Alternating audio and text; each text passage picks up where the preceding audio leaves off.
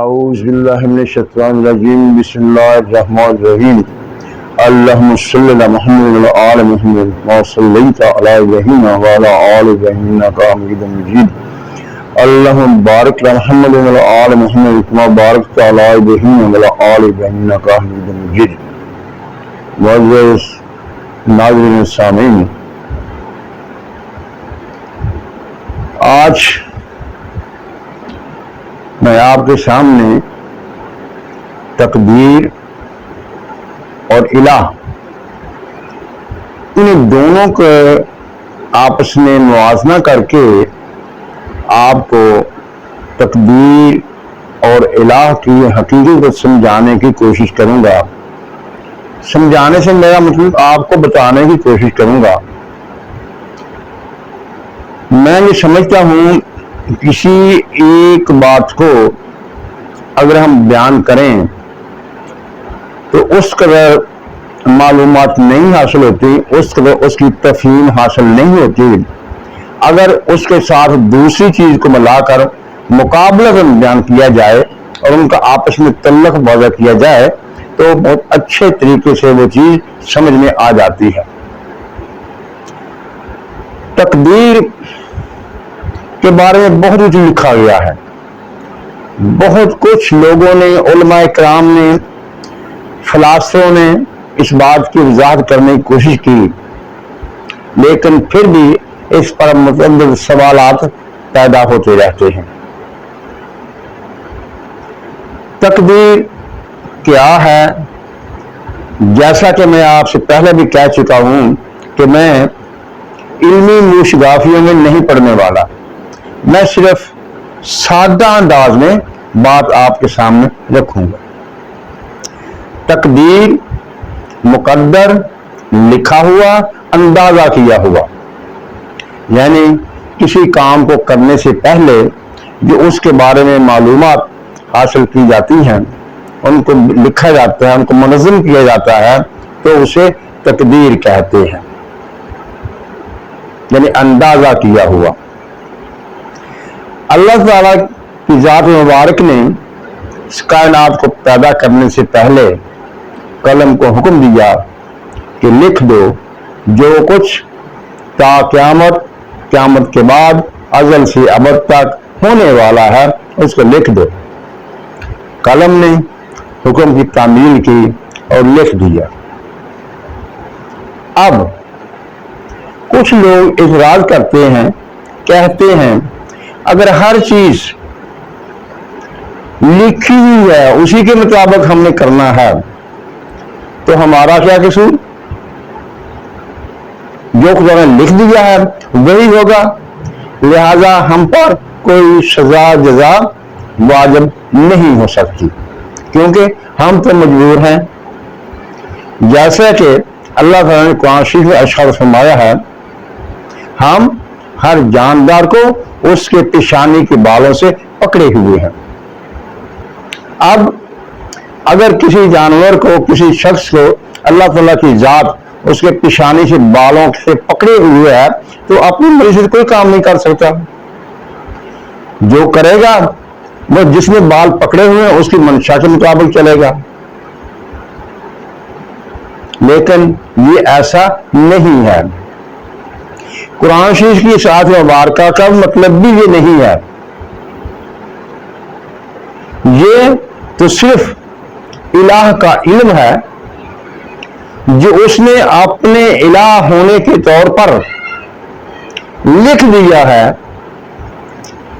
اور فرما دیا ہے کہ تم اپنی مرضی سے کرو گے، کوئی تمہیں زبردستی کوئی کام نہیں کرائے گا، اپنی مرضی سے کرو گے کیونکہ میں تمہارا الہ ہوں اور میں جانتا ہوں تم کیا انتخاب کرو گے، لہذا وہ میں پہلے لکھ دیتا ہوں کہ تم یہی کرو گے، لیکن کرو گے اپنی مرضی سے، میں الہ ہوں، میں جانتا ہوں، اس لیے میں نے لکھ دیا ہے۔ کوئی ہمیں زبردستی کسی کام کرنے پر مجبور نہیں کرتا۔ جیسے اللہ نے قرآن شریف میں ارشاد فرمایا ہے، اما شاکر و اما کفورا، چاہے شکر کرنے والے بن جاؤ اور چاہے کفر کرنے والے بن جاؤ اپنی مرضی سے۔ अब वो बात जहां अल्लाह ताला ने ये इशारा फरमाया था कि मैं हर जानदार को उसके बालों, पेशानी के बालों से पकड़े हुआ हूं, और इसके साथ ये बात इम्मा शाकिर इम्मा कफूरा, जब हम इन दोनों को मिलाकर देखते हैं तो बदीही तौर पर यही नतीजा आता है कि इलाह ने अपने इलाह होने के तौर पर इल्मी तौर पर ये लिख दिया कि ये शख्स ये बात करेगा, ये काम करेगा, ये काम इसने करने हैं, सिर्फ इल्मी तौर पर और मजबूरन नहीं। अब आइए इस बात को देखते हैं कि इलाह जिसने तकदीर लिख दी, इंसानों के सब मामला तय कर दिए, अब वो क्या कर रहा है? क्या वो फारिग है? देखते हैं कि कुरान शरीफ इस बारे में क्या कहता है। सूरह रहमान में अल्लाह ताला कहता है, ऐ जिन्न इंस, मैं जल्द ही तुम्हारे लिए फारिग होने वाला हूं, सनफ़्रिग़ु लकुम अय्युश सकलान, ऐ जिन्न इंस, मैं तुम दोनों के लिए जल्द फारिग होने वाला हूं, तुमसे निपटने के लिए जल्द फारिग होने वाला हूं। इसका मतलब ये हुआ खुदा ताला कोई काम तो कर रहा है। अब अगर वो काम कर रहा है और तकदीर पहले लिखी जा चुकी है, तो वो क्या काम कर रहा है? देखिए हदीस मुबारका में है, अद्दुआ मुख्ल इबादत, दुआ इबादत का मगज है। जब तकदीर लिखी जा चुकी तो दुआ का क्या मतलब? दुआ क्या करेगी? क्या दुआ तकदीर को बदल सकती है? इरशाद नबी है, अगर कोई चीज तकदीर पर गालिब आती है तो वो दुआ ही है। अगर दुआ तकदीर पर गालिब आ जाती है तो क्या खुदा का लिखा हुआ, जो खुदा ने अपनी मर्जी से, अपने इल्म से कायनात को बनाने से पहले लिख लिया था, क्या वो गलत था? नहीं, नऊज़ बिल्लाह मिन ज़ालिक, ऐसा नहीं है। खुदा ने जो कुछ लिखा था वो ठीक था, उसी तरह से होना है। अब मैंने ये तीनों चीजें यानी तकदीर, इलाह और दुआ, ये एक साथ इसलिए बयान की है कि हमें देखना है कि क्या कैसे दुआ के जरिए तकदीर तब्दील होती है। इसके लिए हमें देखना पड़ेगा कि इस कायनात में कैसे कैसे काम होते हैं। इंसान जागते हुए भी काम करता है, सोते हुए भी काम करता है, उनकी तकलीफें बर्दाश्त करता है, सोते में भी।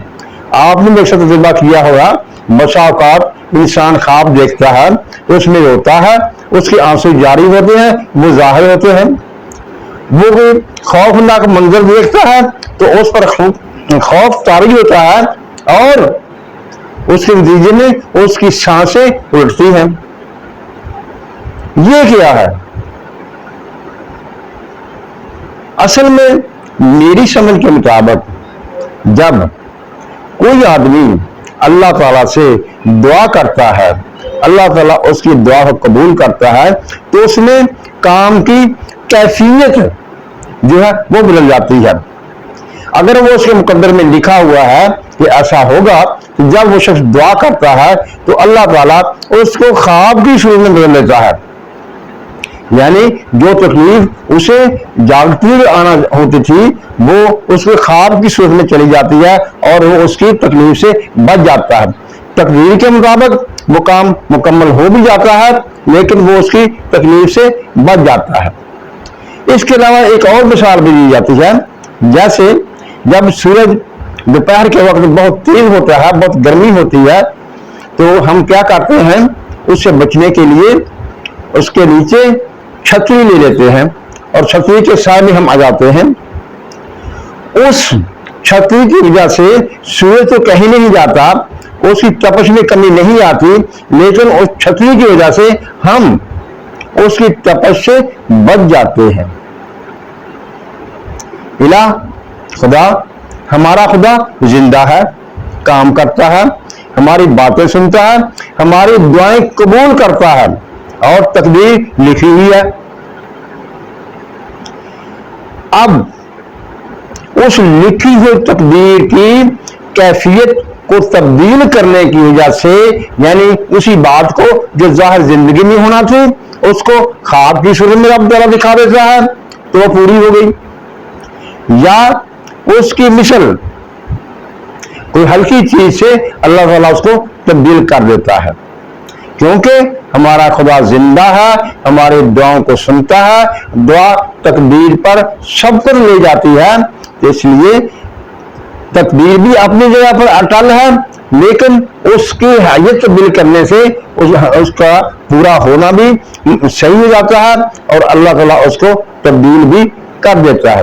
یہی وہ بات ہے جو میں سمجھتا ہوں، تقدیر اپنی جگہ مکمل، اللہ تعالیٰ کے علم پر منحصر، اللہ تعالیٰ نے اسے صحیح لکھا، وہ جانتا ہے، وہ قادر ہے، قدرت والا ہے، لیکن دعا جو عبادت کا مغز ہے اس کے ذریعے سے اس لکھی ہوئی چیز کی کیفیت، احساس، اس کا وقوع ہونے کا انداز مختلف ہو جاتا ہے، اور ہم اس کی تکلیف سے بچ جاتے ہیں۔ میں نے 2 دفعہ تکلیف کا لفظ استعمال کیا، ہمیشہ جیسا قرآن شریف میں شرف میں آیا ہے، جب ہمیں راحت حاصل ہوتی ہے، خوشی حاصل ہوتی ہے، اس وقت تو ہم پریشان نہیں ہوتے بلکہ خدا کو بھول جاتے ہیں، لیکن جب تکلیف آتی ہے تو اس وقت ہم خدا کو یاد کرتے ہیں اور لمبی لمبی دعائیں کرتے ہیں۔ اس لیے میں نے تکلیف کا لفظ استعمال کیا، یعنی تکلیف میں ہی ہمیں تقدیر یاد آتی ہے، اور اکثر ہم کہہ دیتے ہیں جو رب کی رضا، لیکن ایسا نہیں ہے۔ جیسا میں نے اس سے پہلے بیان کر چکا ہوں، تقدیر تو لکھی ہوئی ہے، خدا ہمارا زندہ ہے، ہماری دعائیں قبول کرنے والا ہے، اور ان کے دعاؤں کے قبول ہونے میں کوئی شک بھی نہیں ہے۔ اللہ تعالیٰ دعائیں ہماری قبول کرتا ہے، لیکن لکھی ہوئی دیکھو اس کی کیفیت میں تبدیلی آ جاتی ہے اور ہمیں اس سے سکون حاصل ہو جاتا ہے۔ معزز ناظرین اور سامعین، یہی وہ بات تھی جو میں آپ کے سامنے رکھنا چاہ رہا تھا۔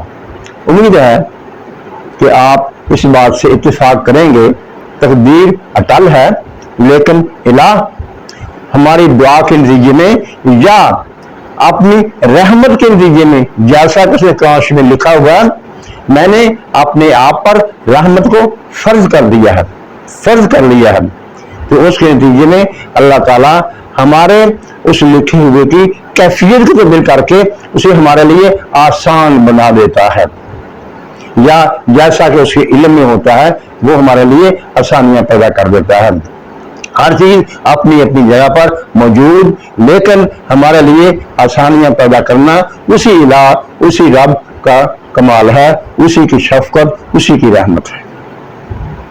امید ہے آپ کو یہ وضاحت پسند آئی ہوگی، اور آخر میں وہی بات میں کہنے لگا ہوں کہ آپ میرے یوٹیوب چینل تفہیم خدا کو سبسکرائب کر لیجئے۔